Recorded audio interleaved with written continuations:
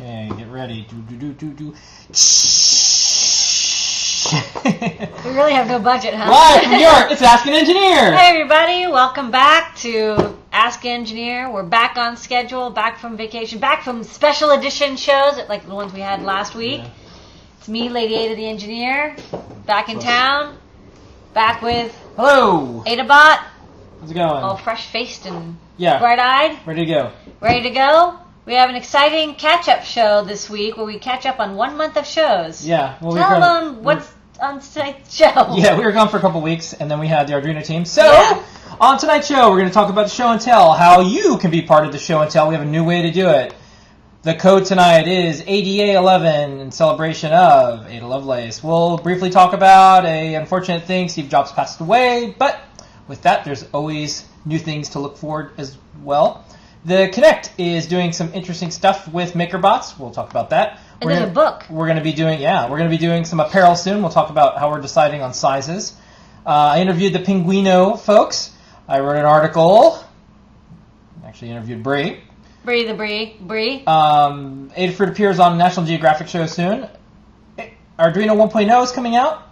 Some interesting news in open source hardware. Little Bit's got some funding. We'll talk about that and more. Octopart is hiring.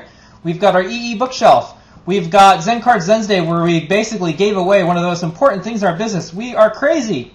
We've got some new products. Lots of new products. And tutorials. We've got another new product. We've got other new products. New products.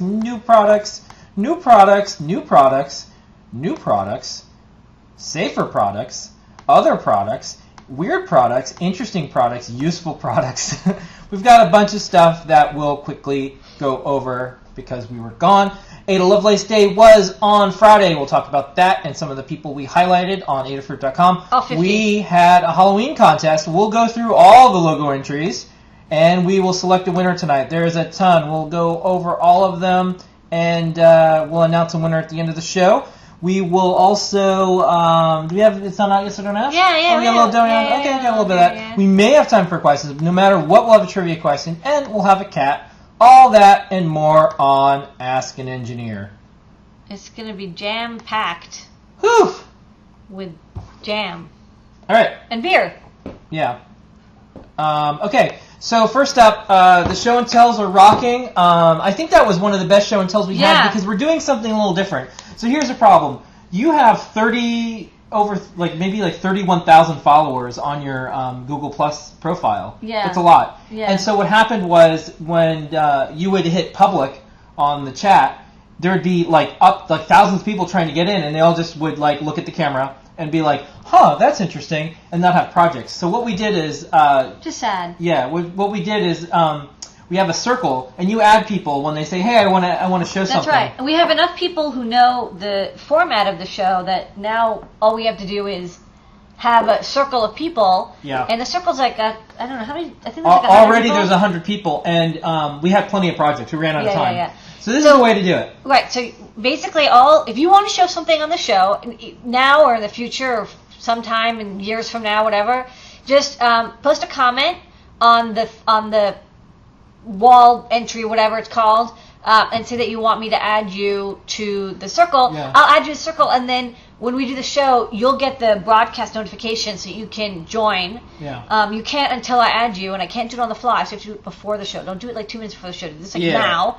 And then whenever you have something to show, you can just show up. And that way we'll always have people who have stuff on the show that want to show off the project. Yeah, it's working out. And we'll also book people in advance if there's special things. So anyways, it's working out. We're gonna. There's still some technical issues. Basically, we're trying to do so much on a computer. We're broadcasting. We're grabbing the screen and putting it on Ustream. Google is starting to talk to you. They may allow us to have the on-air feature. Yeah. Which would allow us to broadcast over YouTube. It's all undecided. This is uncharted territory. Yeah. But they said they can't. There's some issues and. Yeah. Whatever. So we're not.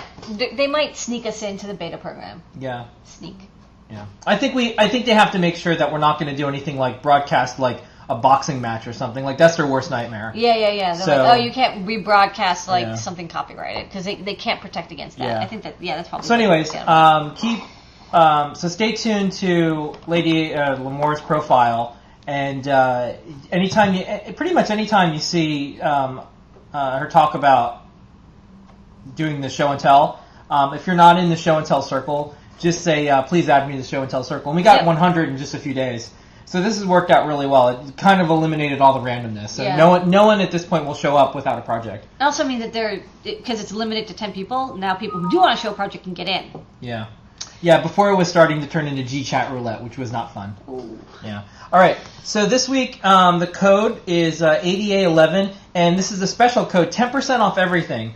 So right after the show, you should order stuff because it's 10% off everything. We don't do this as often. In fact, it's not going to happen probably for a long time, where there's 10% off everything. That means anything in the store. Absolutely anything. It's a good time to pick up like Arduinos. It's a good time to pick up Arduinos. So FPGA boards. Yeah. This is in honor of my namesake. Yeah, Lady so this Ada. is, and we'll talk about that soon. So some real quick, and we're not gonna spend too much time on it because the internet and the world is. Yeah. Steve Jobs passed away. I think that Apple in general has been an inspiration for lots of people. Yeah. And I think there's going to be a lot of opportunities for people to kind of fill that void that's been left, to do interesting stuff. We all have our roles. But one of the things that we posted up on our site was there was a quote from Steve Jobs, and he said, I don't think there would ever been an Apple if there had not been blue boxes. And Jobs said that or was?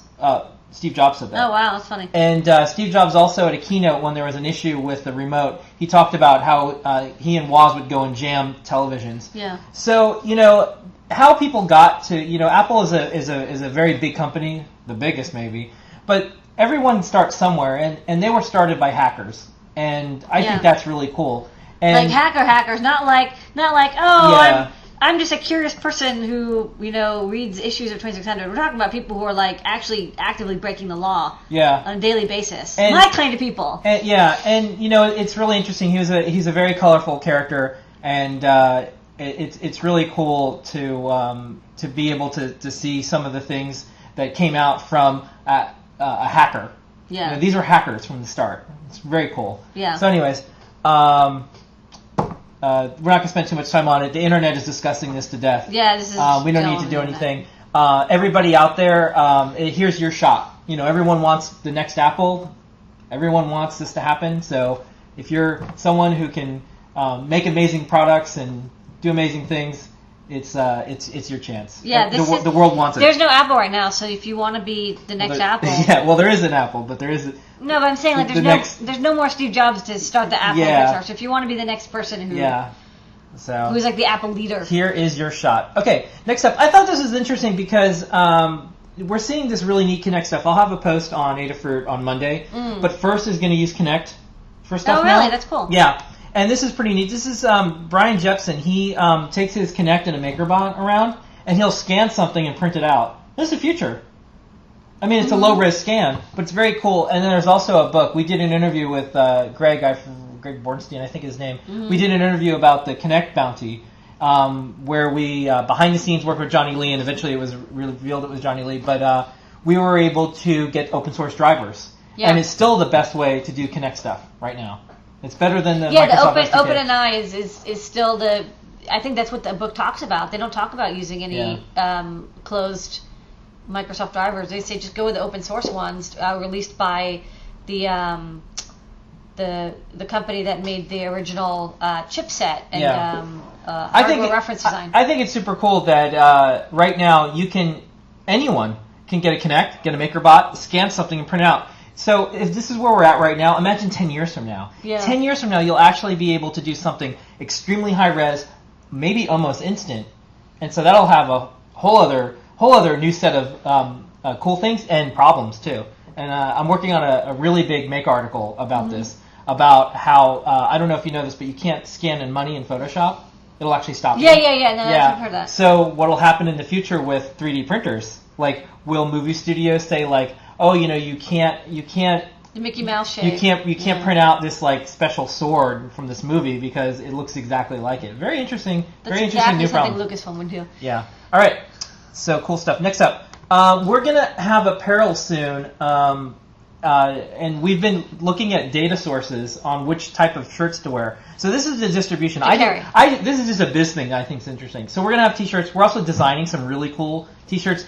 The t-shirts that we're going to release as our own stuff, it'll blow your mind. It'll be nothing like it. It might be like a work of art you have to hang up on the wall and not wear it, but it'll be very cool. It's going to be the best like engineering electronic shirts in the world. I'm excited about this. But anyways, we're going to probably stock some other people's shirts that we like first. The bar is pretty low for engineering shirts. There is no bar. There's like, you just have to like throw a shirt at someone. It's like, really, an engineering shirt? This is cool. So anyways, it looks like what we'll probably end up stocking is large and extra large, and for men, and then medium and large for women. Small, medium, and large. Yeah, small, medium, and large for women. And that's the way we're probably going to start out. And there might be a couple unhappy people, but we'll do our best. And as requests come in, we'll do what we can. Okay. So. We have limited space, so we can't.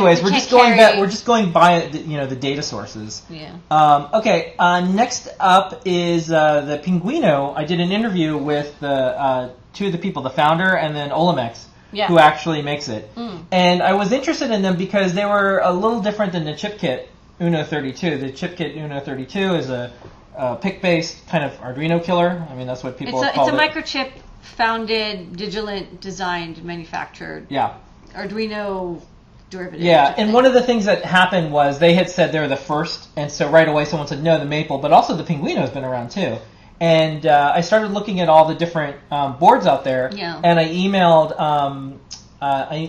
the one of the people who work on Pinguino, and I'm like, hey, this is an open source project. I wanted to make sure because I was about to write about it, I wanted to make sure they had all their files, because when I say open source hardware, everyone will blame me if they can't find every file instantly. So anyways, everything got put up, all the files were there, everything's cool. And then I said, hey, I want to write about this. This is a really cool project. It's more of a community grassroots version, and they did their own open stack behind the scenes that they released, so they didn't have to use microchip stuff. Very interesting. So anyways, I think this is cool. Read the interview. They have, if you ever want to know the difference between a chip kit and the Pinguino, they're very passionate developers. They say exactly the difference. Yeah. And I think they did some really interesting stuff. Yeah. So you like it, right? I think it's kind of cool. Actually, so I haven't used PICs in so long that it's been a while, but there are some projects that I'm planning to do that, frankly, there's just no way an Arduino could do it, even a Mega. For example, driving LED matrices and stuff, like the big ones that we have in the store, or doing camera video capture, like real-time capture. You can kind of do that once you get to 50 megahertz or like 70 megahertz, but there's just no way to do it at 16. Like it's just a total nightmare. To try to like cram that much data through the bus, and then if you want to make it so that people can modify it, which is part of the reason that I actually like Arduino, not just because I think it's a great way to learn, but because I can do a project and then it's reproducible. Yeah. Whereas, like for example, like a really old project I did was like the Minty MP3 or the Wave Bubble. It's like it's not reproducible because. Yeah. You have to know that. Or a vomity flashlight. You can't really. Well, that was an Arduino based, but the older projects, which were not, either because the Arduino didn't exist at the time, for example. So they were really, really hard for people to reproduce because like, you had to have that same compiler, and maybe it was discontinued, and then there's like assembly or something, and it's all weird. And what I like about stuff that's Arduino based is how easy it is to reproduce, and the code's very readable. Yeah. So, because it's C, not assembly. I think it's interesting to have other Arduino-shaped boards. I don't know how compatible it is. It's hard to make something completely compatible because like, the I2C pins aren't in the same place, for example. Or like the analog digital lines are not the same or something like that. But this looks like a pretty good option for people who are PIC people and want the extra speed and power of a 32-bit PIC, for example, for driving LED matrices or doing video stuff. Yeah, good work. We'll see. Next up, I came back with a vengeance after vacation. So I had this vacation was barely a vacation. Yeah, and then you came back. Not really. It wasn't a vacation, but and then you did a huge interview. I had a big interview with Bree. So MakerBot got $10 million in funding. So this is the fourth. No. So there's Chumby, Bug Labs, MakerBot. They had VC funding, and then next up is Littlebit. So MakerBot was the third kind of well-known open source hardware company that took venture capital funding. They had some funding before, but now they did a big round. They did a big round of $10 million. And so everyone was talking online, like, what does this mean, and what's going to happen, and what about patents, and what about open source and all this stuff? And I said, Bree and I were talking anyways. I said, why don't we just do an interview? And I'll ask you really tough questions. So I asked Bree tough questions. Questions that, like, he shouldn't answer, but he did. And so the interview is on Make Zine, and I'll pop over to it real quick. It's long. It's a long interview. But if you want to know about...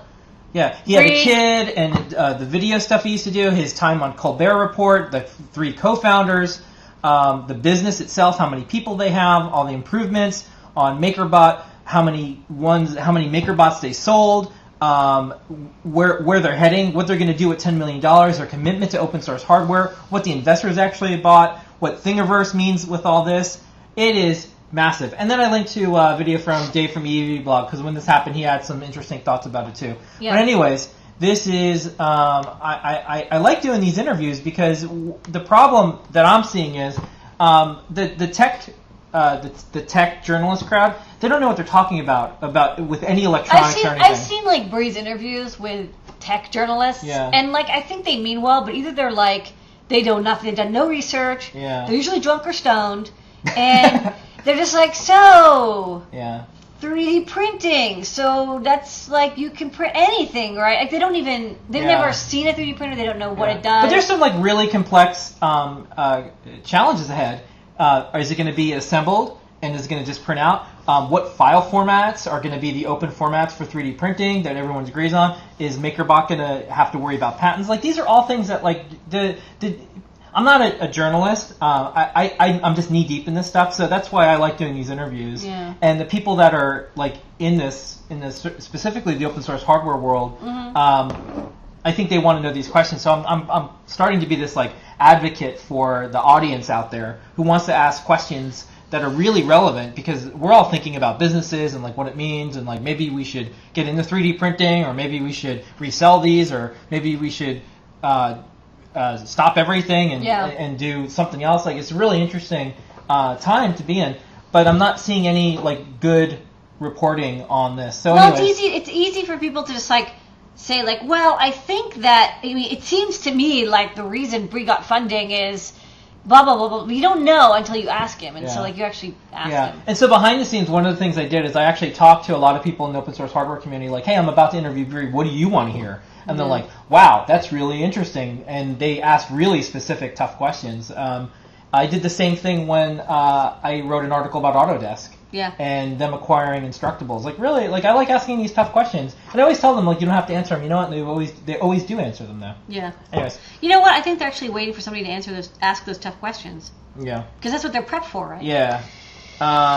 Next up, this is just a news tidbit. There is a new show called How Hard Can It Be on the National Geographic Channel. Yeah. And oddly enough, the Adafruit Motor Shield makes an appearance. Okay. Yeah. Hey, look. Gotta celebrate it, right? Do I get points on the back end? No, you don't get points on that. Next up, Arduino 1.0 is about to get out there. Dropped. It's about to get dropped. Do you have any suggestions for people out there who like live on, who like make their living or living on Arduino IDEs right now? What should they do? I keep around V22 or 23, whatever it is. I'm going to eventually spend one day and just port all the libraries so that they're compatible with both pre 1.0 and 1.0. Yeah. But I have like 25 libraries, so it's going to take a little bit of time. Some of them are like trivial to port, and some of them are going to be a little bit more detailed. So we'll see. I also have to figure out exactly what the differences are, and like maybe I'll write a porting guide. My little Arduino news is behind the scenes. I've been trying to get the Arduino, the original prototype, into the Computer History Museum. I think I'm a little too early because it's like I think this is, I mean, I wrote an article, it's Arduino 1, it's here to stay, and like everything who's going to compete with it is going to end up looking like Arduino in some way. So I think it's a little too early. I don't know if they get why I think it's important, but there is an Arduino prototype out there, and the Arduino team has it, and they might be able to submit it to the Computer History Museum. Okay. Regardless, if it doesn't happen, maybe it'll be in a couple of years, worst case. I do want to start to figure out a good prediction model for when the 1 millionth Arduino will ship. So we're up to like 320,000 right now, and it was only like 100,000 less than a year ago. So it's going really fast. So anyways, we'll think of a fun thing to do, and maybe we can coordinate with the Arduino team and have something where you guess the 1 millionth Arduino chip. Yeah, That'd be fun. you're working on that. They should do like a Charlie and the Chocolate Factory thing and have a gold Arduino. A golden ticket. Yeah. And That'd be cool. speaking of open source hardware, big news. Aya, who is the co-chair of the Open Source Hardware Summit and founder of Little Bits, an open source prototyping, snap together. Yeah, they're really cool. Funding. She got I have funding. to get one. She got funding, and so she's the fourth venture capital funded open source hardware company. /angel funded. Yes, /angel funded company that we know of.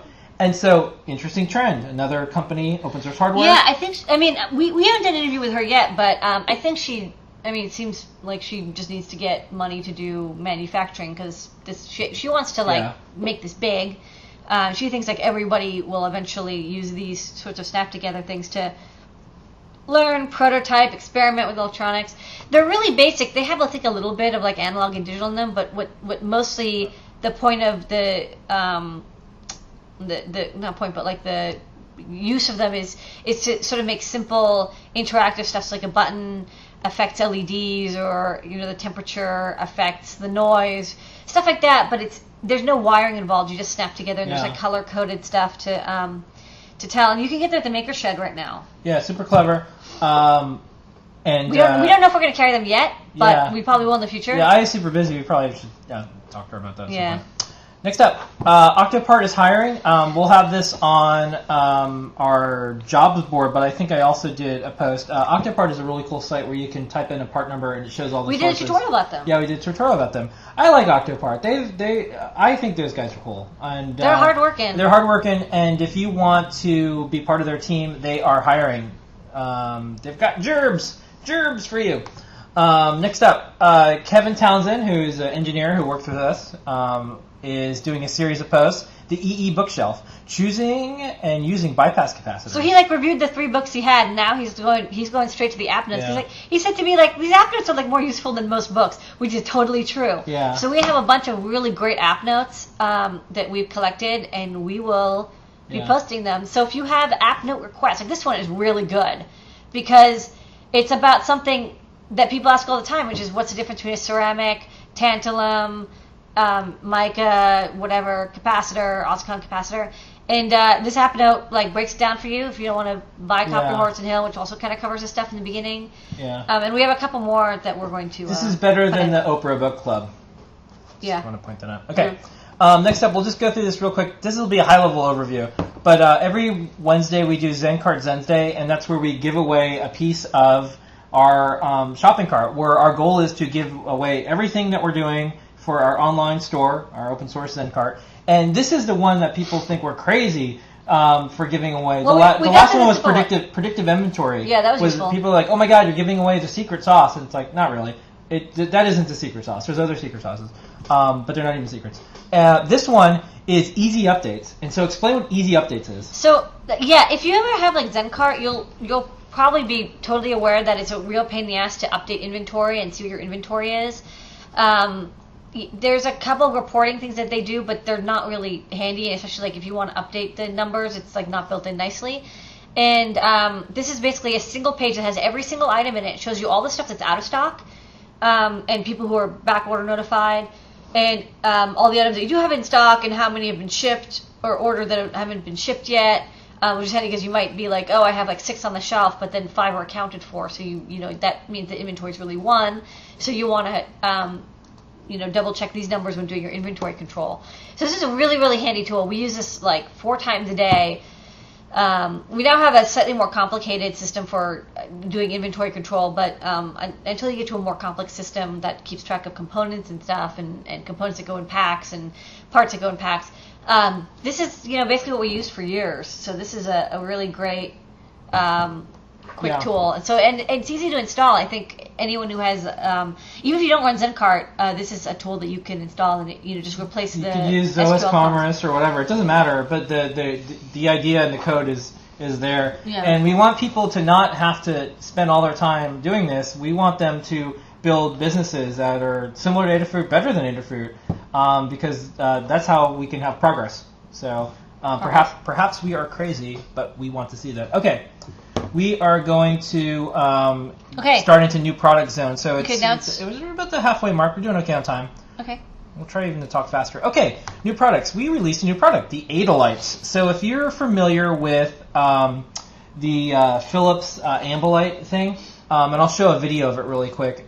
You can get the strips from us and a little pack. But here's a video of actually what we're selling. Okay.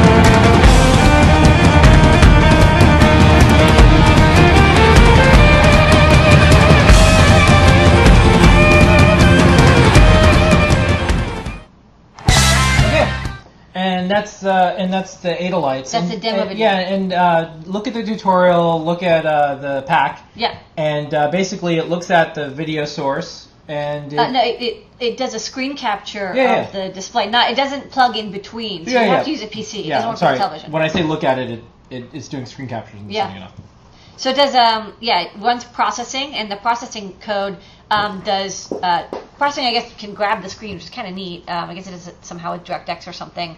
So it can grab chunks of the screen and does color averaging, and then it controls 25 diffused LEDs around the edge of the display. It sends out the data to an Arduino, or you can use any other microcontroller, but Arduino is just most common. And then... So what's the protocol the lights talk?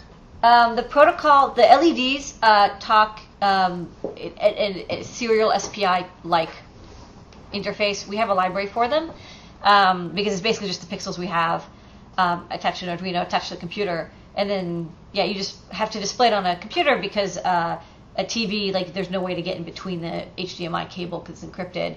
But a lot of people actually use media center computers and stuff now, so this is perfect for that kind of setup. Yeah. And you can just tape it to the back, and it looks really good.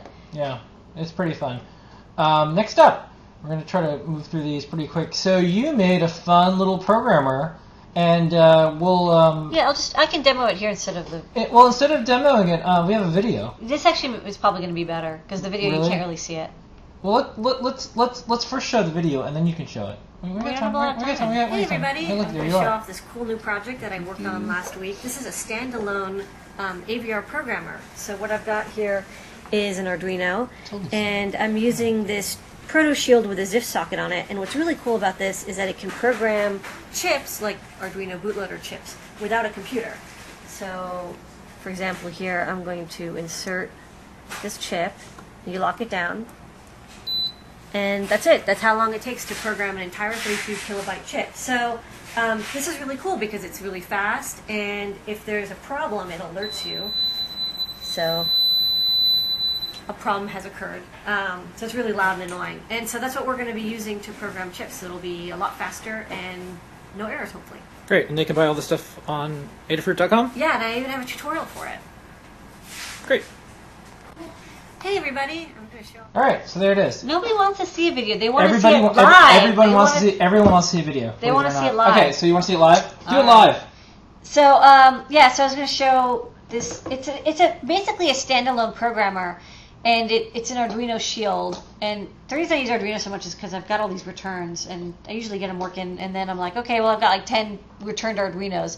So this makes a handy self-contained programmer. So this in particular is the Arduino programmer, and it programs at Mega 328 chips, and it does so with the press of a button. And so that entire time that this green LED is lit is how long it takes to program. So it's fast. It's 10 times, maybe 20 times faster than the computer, and it does a full verification of the fuses and the flash and everything. This is really great because it's really fast. There's less likely to be mistakes. And it's standalone, so no computers needed. So, we have limited space here, so we don't have like a computer just for chip programming. And so we're building up like 6 or 7 or 8 of these little guys. One for the TV Gone kit, one for the Brain Machine kit, one for like the Ice Tube Clock kit, one for Arduino chips. So we'll have individual standalone programmers, and this is a really, really handy thing, especially if you're ever in the field and you have to like program something, and you don't want to drag your laptop over, like if you have a whole bunch of sensor nodes or something and you want to program them. You could use an ISP header and a cable, but I like having the ZIF socket right in. I'll answer the first question, then you have to do a couple. Someone said, what's the most returned Arduino issue? It's customers, they don't install the drivers and they don't... That's the biggest issue. The Arduinos are perfect and they just send them back, and it's like, sorry, like, you should have... Like, they're really...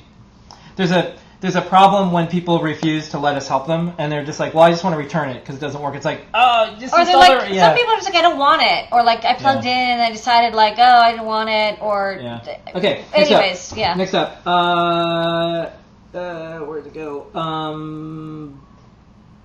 Is it possible to program other AVRs with an adapter? Yeah, you can. You can have a cable, but the code is only going to program one chip with one flash. Okay. Can I reflash a chip? Yeah, I keep programming the same chip. Okay. So it empties it out, erases the chip, and then programs it. All right. Okay. I think that's not a lot of questions. No, but I thought there was a lot. I don't think there's been one. Can you communicate with the blank chip and external memory at the same time to store multiple programs? You could, but I just don't want to do that. I want to make it as simple as possible. So while you could totally extend my code, I like to keep it simple. So one programmer does one chip. Someone asks, can you resell returned Arduinos? We don't. We use them for projects and testers here. Yeah. Because we don't know what people did with them, and they're opened and the box is like torn in half. Yeah. So we just recycle them like this. Does this overcome the problem that Uno had? I don't know which problem they mean. I don't know what problem. Can you use Atmega 644 so you can fill the Atmega 328 entirely? You could, but it's like then you'd have to adapt my code for that. You could also use like a micro SD card or external flash or whatever. But luckily, we don't currently have. I think we only have one chip that is large enough that it would fit, and that's the Monocron. That's the largest amount of code because it has so much clock stuff going on. And but like for a bootloader, for example, that's only 2K, if that. Okay, let's keep moving. Good work. Moving on. Next up, we got these LCD LEDs. little LED things going on. This is what it looks. Is this the same one? No, that's the. Is that a different one? That's the same one. Yeah. I put all these images next to each other. Here's a bunch of them. Here's all of them. This is all of them. You have to show all of them. Yeah, that's fine. Okay, so this is that square one, and then this is that other one. Yeah. And then this is this one. I'm not going to show them lit up because I don't have a jig. So how about you show that one? There you go. Look, that's pretty. And then can you do this and show the overhead at the same time? By the way, this is 10% off. Everything is 10% off. Can you have this be the overhead? But you can't show that image at the same time. No, I can't do that. Okay. Well, I'll just show this. So this these are the 3 LED matrices. We just got 3. There's like 2 big ones, and there's like a little baby one. I think this baby one is like just the cutest thing ever. But it has 0.1 inch spacing pins, so you can actually plug this into a breadboard. Oh, look at that. That's so adorable. Look at that. So and I'll just show the photos here. There's that one. Yeah. And then I have 2 sort of 1.25 inch displays. This one's red only, and this one is red and green, so you can do red, green, and yellow, and any shade in between. So this has 24 pins, 12 on each side, and this has 16 pins, 8 on each side. Yeah. I can't wait to see what people do with these. These are gonna be real fun. I have some fun projects, but I think this one is just adorable. How do you communicate with them? Cute. Well, you can use a matrix driver. The easiest way, although it's a little bit expensive, is to use a matrix driver like the Max 7219. We have a photo.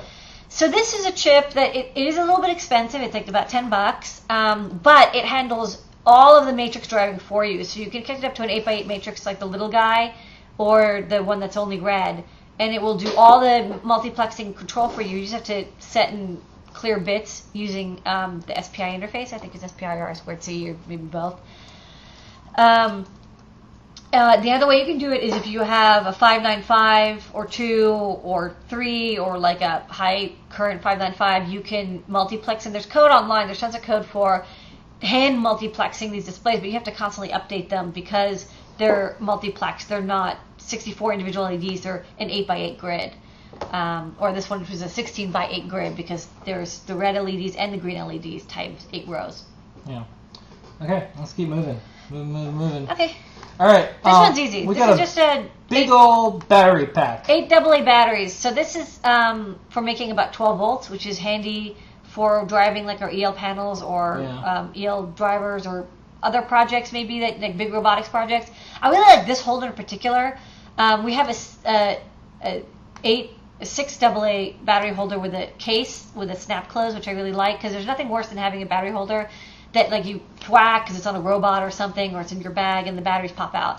So this one has these like really good side grips, you can see over there, and it holds all the batteries in place really nicely. So they're a little hard to get in, but once you get them in, they don't pop out. So it's really good, I find, for projects. Okay. Next up, we have a new power adapter, and it's UL certified. Yeah, it's a big deal. So this is updated in 2 ways. So we upgraded our 9-volt adapters. First off, they're now a full amp, which is really great. We got an amp for about the same price as 650 milliamps. So we bumped it up, so now it's a 9 or 10 watt adapter. It's a little bit bigger, but you get a full amp, which I think is really nice. They still work anywhere in the world, 100 to 240 volts, 60 or 50 or 60 hertz. And the nice thing about these is you can see they are now UL and FCC and CE listed. So these are much higher quality. They're much safer. A lot of people who use these adapters in industry, you know, they need to use UL listed adapters. Yeah. So we're glad that now every power adapter we have is UL listed. Yeah, and we suggest if you are buying electronics for anybody else, make sure that the power adapters you're getting are UL certified. That's just It is a good idea. It's a pro tip from us to you. Especially if you want to leave your project alone. If you want to leave Chris, who does the giant the Knight Rider project thing, the Knight Rider. Yeah, I know. Look, I like David Hasselhoff, and I like Kit, and that car was very important to me in my life. Anyways, he did that project. He's like he uses all these, and they're low noise. They don't have noise. What? The power adapters. He said they don't have noise. Oh, No UL sound. listed adapters. Well, they're not. That's not part of it. But to pass FCC, they usually do have No sound. less noise. That's not a UL thing. That's usually an FCC thing. But these are FCC cleared. So usually it means that they're not as Are terrible. these switching power supplies? Someone else Yeah, said? these are high efficiency switching DC-DC supplies. So they give you, and I tested them. They give you 9 volts up to an amp. Yeah. See, someone agreed with me. That car was boss. It could unlock mechanical locks you know what? from remotely. I forgot to show off the. Oh yeah, look, you could do a kit thing with that. Yeah, we forgot to take the photo of the bar graph. A mini kit. Yeah. The bar graph, but we do have bar graphs in stock. The little bicolor ones, All right. and they would be great Just for saying. Anyways, question here. all of your kit needs.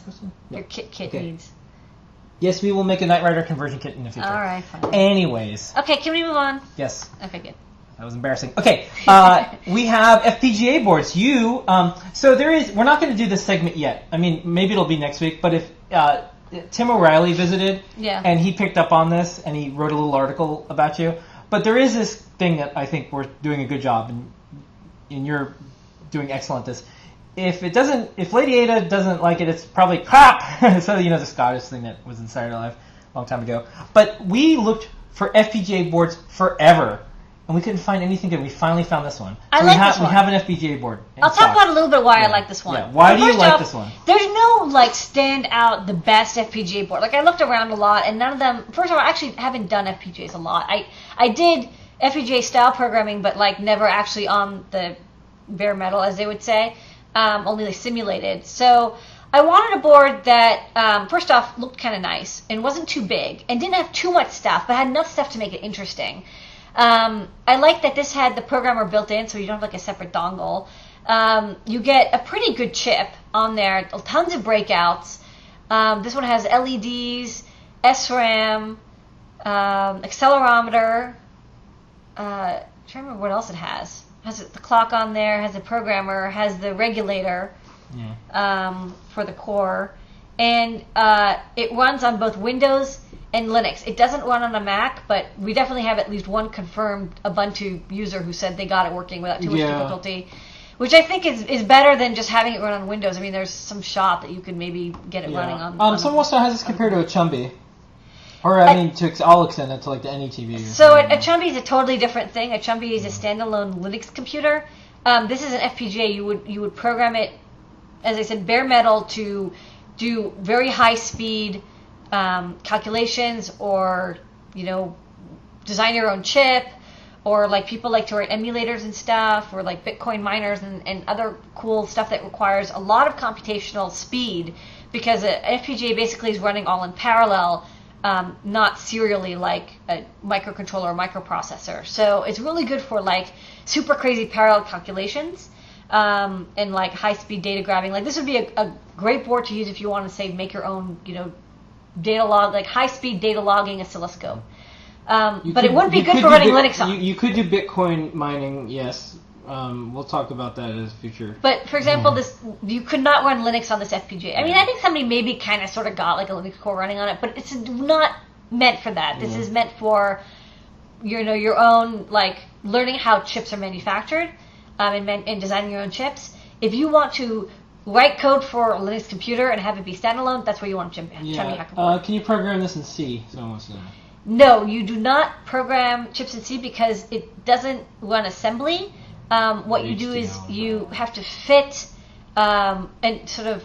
It's hard to explain because it's not serial. Like I said, like C is like command 1, command 2, command 3, and they get executed in order. That's not how FPGAs work. What you do instead is the entire thing runs at once, and you can do state machines to have things go in order. But for the most part, it's meant for everything's happening at once. You could program this into being a microcontroller, and then you could probably have a C compiler to run on it. But then you should probably just get a microcontroller, because then you wouldn't have to do that work unless you're really excited about designing your own microcontroller. Yeah, this is definitely a different mode. If you're moving up the chain through Arduino, this is very different. But for example, if you want to do, it's a good start. If you want to do like really intense stuff that is extreme, like if you wanted to, for example, do your own video synthesis. Yeah, video stuff is always good. Video synthesis, like high speed calculations, anything that's just like you have to chunk through a ton of math, or you want to design your own chip that runs very fast. That's where you would want this. I mean, the accessories that go on it, none of the tutorials that come with this are going to be like, now we're going to design our 8051. But it does tell you how to use the system, and then you can explore it. I mean, technically you can do anything with this chip, but I find that the uses tend to be the sort of high-speed calculation, video stuff, audio stuff. All right. We got to go in overdrive here. What? It's 10:45. That's fine. All right, so we got a 12-volt DC converter for EL wire. Yeah. Anything about that? It's just a standalone for, if you want to plug EL stuff into the wall, or you want to have a really big power pack. Okay. Next up, we got this chip. You already talked about that? Done. I'll talk about this really fast. We get this battery gauge. Love it. Voltmeter. Awesome. Can I see the overhead? Yeah. Yeah, this is so cute. It's a little voltmeter. It's like a miniature voltmeter. I really like this one because first off, it's really small, and it has little mounting tabs. And for example, right now I'm monitoring the voltage on this lithium battery, but you can attach it to anything. I just have the wires plugged in here. It goes up to like 30 volts or so. So this would be really good for a project if you wanted to monitor any kind of voltage, like the battery voltage or I don't know, something else. And it only takes like 3 milliamps or something to run this, so it's not even like that high power. So you can pretty much keep it on all the time, and yeah, it's really cute. Okay. And it's green. George said we can go over 11. He's around. Well, we're not gonna. A couple of minutes. We're gonna rush through the rest. We're almost done. Okay, we got that. We got power switch cell 2. Yeah, this power switch cell, which we actually ran out of, so maybe we'll talk about it more when we get more in stock, because we had such a big backorder list. This one's really nice because it's opto-isolated, so you can run off of any microcontroller pin. You don't need a transistor anymore. Real quick, back on this, is it powered by the voltage it's measuring? Yes. And then also, how much current can it handle? It doesn't work that way. It's a voltmeter, not a current meter. Okay, we got some screwdrivers. These are standalone Torx screwdrivers in the most common sizes. We put the really nice Phillips and flathead screwdriver set in the store, and people said, hey, you should have Torx also. And we're like, you're right. And so we really like these. And the reason I like standalone sets, because some people are like, why don't you just carry like a set that has like all the bits, is I hate those little bits because first off they get lost. They usually slide into the screwdriver body. They don't usually they're usually a little bit loose, so you can't really get good torque on them. I find, or I don't get good torque on them. And also, if you're ever disassembling electronics, usually you have to get into a recessed screw or a screw that's behind something else. So these are really thin, and so you get exactly the minimal diameter of the screwdriver shaft, so you don't end up like bumping everything else in the way while you're trying to undo it. For example, we use these on their Epilogue printer to take the lens off for cleaning, and this is the only thing that can get in there because it's so thin. All right. That's why we have them. Next up. So it was Ada Lovelace Day on Friday. Big day. We had probably over 50 women featured who are doing amazing things in the world of technology, science, engineering, something in and around that. Mm-hmm. And it's always fun because this is really easy to do. Mm-hmm. Everyone always says, oh, like if there's only more women in tech and we get them to conferences, and if we could only find them. So this was a lot of fun. We spent a lot of time on it, but still, it was easy because there's so many amazing women doing cool stuff. So Ada Lovelace, which people are like, how are you gonna have 24? And we're like, it's a breeze. We ran out of time. I could have had 1,000. So Ada Lovelace, you want to say anything about Ada? First programmer. She was an alcoholic and a math geek. And like gambling. Yeah, she's an alcoholic gambler, math geek, as far as I remember. Yeah. Yeah. Huh. Whatever. Yeah. Okay. Or maybe the alcoholic is me. I don't know. I can't remember. Okay. Maybe I'm the gambler. All right. So what we decided to do is for 24 hours on Adafruit, we celebrated a lot of people we actually knew, and we had Ada Lovelace Day, and that's a code that we're still carrying on right now, ADA11. Yeah. And use that code. I don't think you have time to go through all the people. I'm not going to go through all the people at all. Okay. There's no way we have time. There's just too many. But if you go to the blog and you go to the ALD category, it's on the right-hand side, you can see. So this is Sue Charman. She founded... Wait, you just said you're not going to go through all the people. Now you're going to go I'm not going to go through all the people. We selected some journalists. We selected some awesome people from the EFF. Yeah. EFF, one of the most important organizations in the world, mostly run by women, by the way. Yes. Not a lot of people... Jewish women. Yeah. Laura Baldwin, the CFO of O'Reilly, we like her because she's awesome. She does. She runs O'Reilly, like one of the biggest publishers of open source. When I met her, like the second question she had was, "What's your revenue and profit margin?" I'm like, "Damn." Diana Ang. Girl's a CFO. Yeah, she's like, "Where's your Excel? Give me your QuickBook files." We have the youngest one this year was Sylvia from this Sylvia's Super Awesome Maker Show. Uh-huh. We have Susie, who made this awesome Tron costume, but also is well known for being in the wearable technology world. We have so many people that we know in person, and also that people have suggested to us. So do check this list out. And Ada Lovelace Day shouldn't just be one day a year where we celebrate these people. Robot Girl, who's actually in the chat right now, who does her own shows, was in this. Miriam, who... You're totally going through all these people. I'm not going to go through all of them. Kevin pointed out Jan Axelson, who wrote the awesome USB book that I think he's going to have an EE bookcase. Our friend Amanda Wozniak, who did an awesome talk at the Open Source Hardware Summit. And anyways, there's just a lot, and everyone should check out all these folks. We just recently met Yuki in Tokyo, who designed all sorts of cool robots and the Google ADK board.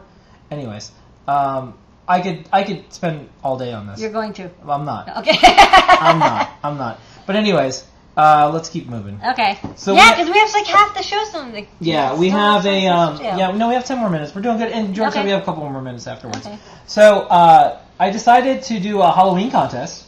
I thought that would be fun because I can design logos and do a bunch of graphics, but you know what's more fun when other people participate. Okay. So. We're going to select a winner tonight. Okay. We have a Halloween contest where, if you read the site, you saw that we wanted to have this idea, Electronics Halloween. Yeah. And every day, starting Monday, we're going to have really cool projects that feature electronics that have something to do with Halloween. Okay. Very good. We wanted to have a logo, a little graphic that goes along with it. So, here are the graphics that people entered. Okay. We'll just go through these. Pumpkin. A little pumpkin with circuit diagram. I like this one. I think this actually works. Maybe not. I don't know. There's a green one and then also a black one. And then here's another one. More pumpkins. Pumpkins. A bat. Bat. It looks like a little MOSFET there. MOSFET. That's nice. I like this one because the open source logos, little components there. It's nice. Diodes. And then this is kind of neat. This fellow actually he went above and beyond. So no matter what, this person's getting a prize. So this is a PCB, and then here, check out this video. This is a video. So this is a design I made for the Adafruit Halloween design competition. Thought why not make a design that actually works? So I'll just connect it up.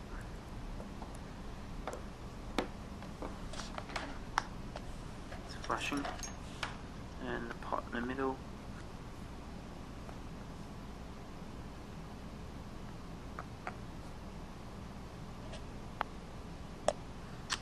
There you go. So yeah, that's my submission. So it's pretty cool because people could just make this at home. Just etched the board myself, and I've surface mounted all the items. So it's only it's a bit hard, but apart from that, yeah. So Okay. Here's some more. This is the white version, and then this is the glowing version. And this is another one, electronic a bunch of components. This guy's like, oh my god, I gotta run, I gotta get out of here. This one's very subtle. Ooh, I like this one. Halloween. It's a graphic one. Look at this one. There's a little Arduino guy and the Arduino eyes. Some components. This is one made out of components too. This is total MS Paint. Awesome. Yeah. And this one is an Adafruit logo. I like this one, a pumpkin made out of a PCB. And then this one's kind of neat because it's a bunch of, you know... Little 7 segments, or yeah, hex little 7 segments.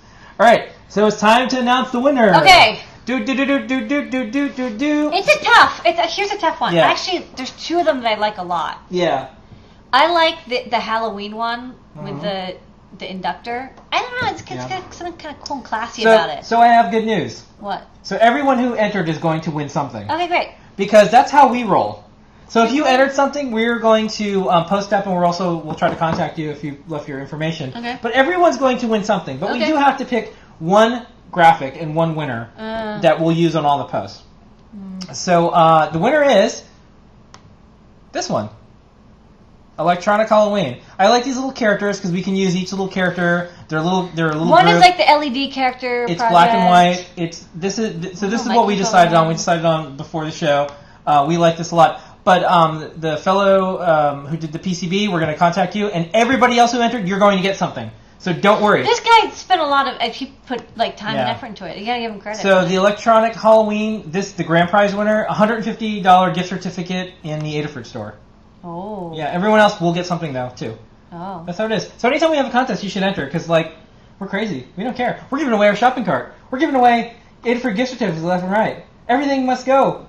No, wait, no. No. Okay. No. Anyways, do we need to do? It's not out yet. I don't know. Do you think we have time for it? Yes, we do. Okay. Why don't you show the overhead? And I'll quickly show this thing. Yeah. Go to the overhead. All right. Yeah. So don't ask questions Don't about ask. this. This is something So that's this not is out. another awesome RGB matrix, but this one is twice the pixels. This is a 32 by 32 RGB LED matrix with the driver stuff on the back. This is for really small displays. Yeah, we're not gonna plug it in. And I actually got this running yesterday, and I ordered a bunch for the store. I have a cataract. They're a little expensive, unfortunately, because they're high density. They're much higher density than the other ones. These are 4mm instead of 5mm pitch.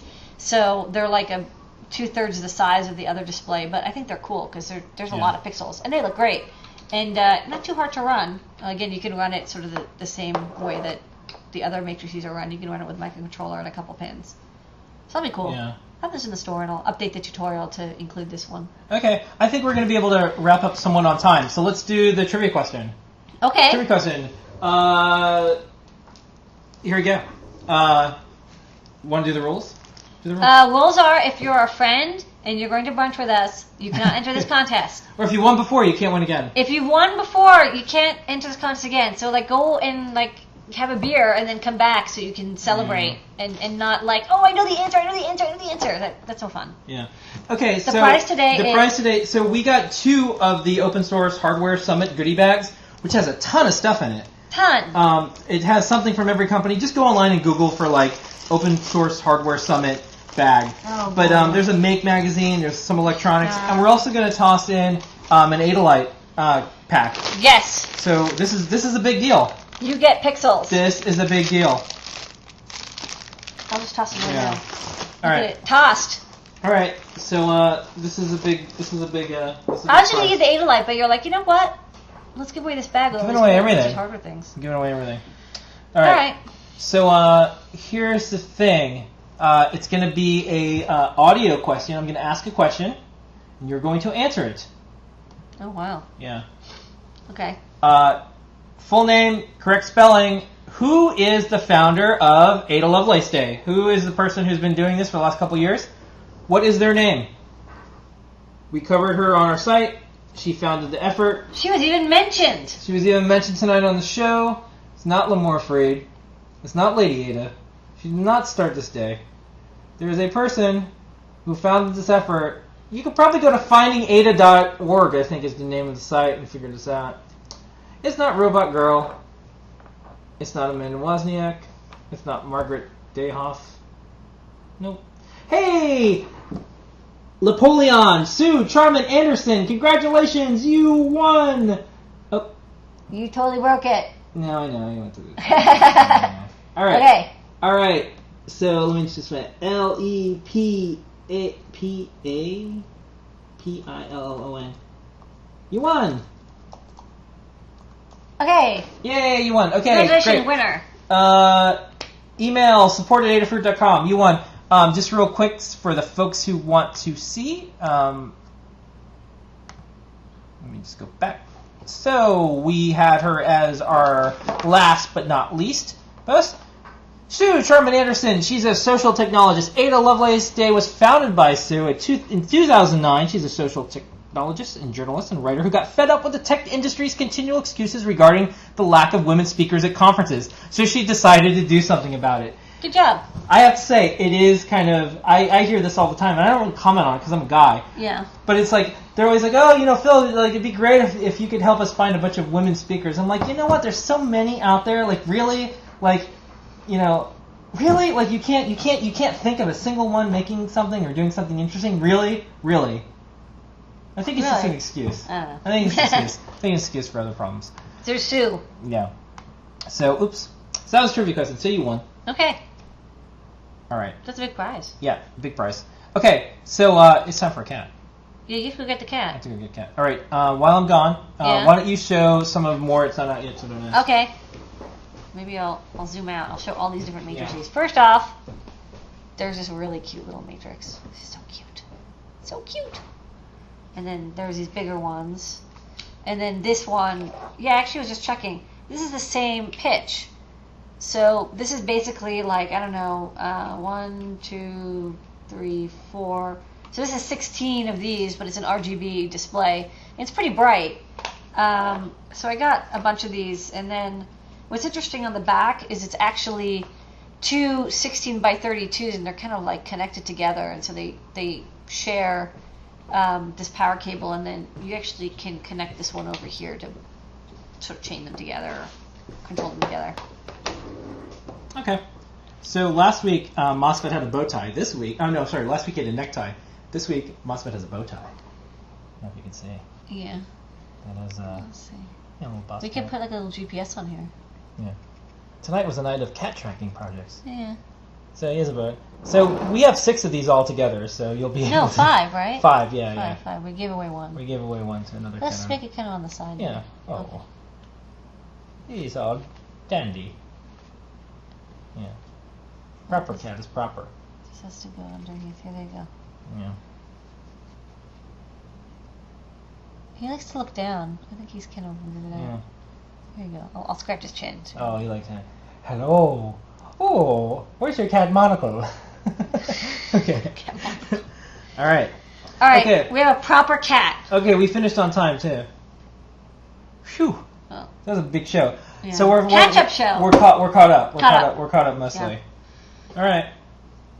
Well, very cool. All right. Special thanks to George. Yes. For recording everything. Special thanks to our friend John Janier. Yes. Who actually stopped by this week too. That's right. We want him to make kits with us. He's Yeah. making kits. And we will end the show shortly. We just have a little tribute to Steve Jobs. We think he did some interesting stuff, and we have a little video. Here's to the crazy ones, the misfits, the rebels, the troublemakers, the round pegs in the square holes, the ones who see things differently. They're not fond of rules, and they have no respect for the status quo. You can quote them, disagree with them, glorify or vilify them. About the only thing you can't do is ignore them, because they change things. They push the human race forward. While some may see them as the crazy ones, we see genius. Because the people who are crazy enough to think they can change the world are the ones who do.